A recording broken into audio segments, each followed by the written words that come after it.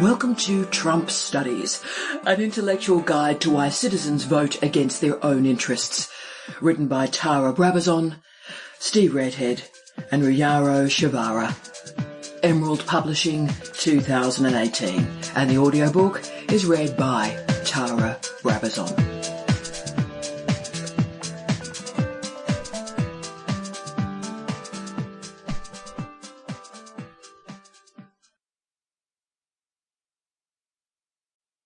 Dedication to Professor Steve Redhead, 1952 to 2018. This book began life with his statement, "We must never normalise this behaviour." Steve saw the rise of Trump.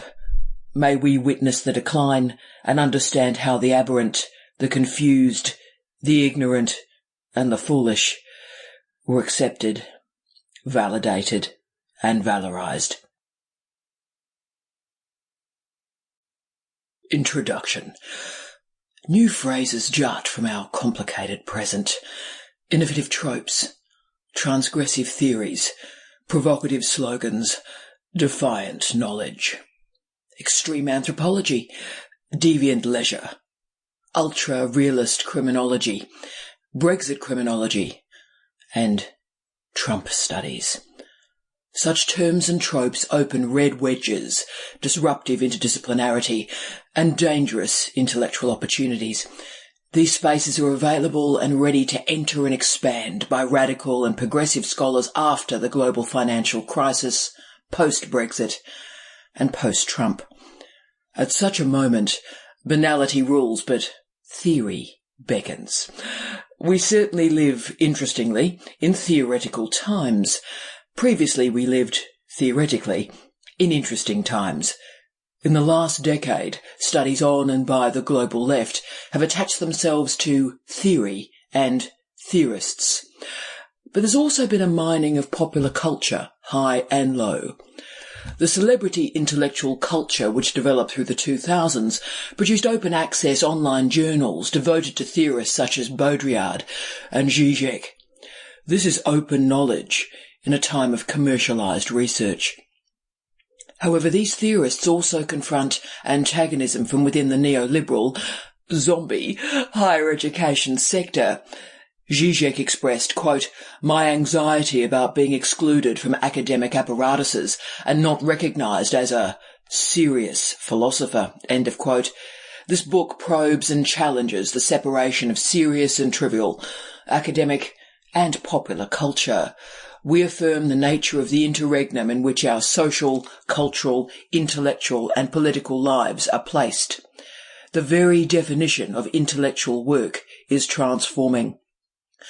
While many of the latter chapters in this book activate the theoretical conceptualizations of the interregnum, it is important to place a clear definition in this introduction so that the term can bounce, jar, jab and hook throughout the remainder of the text.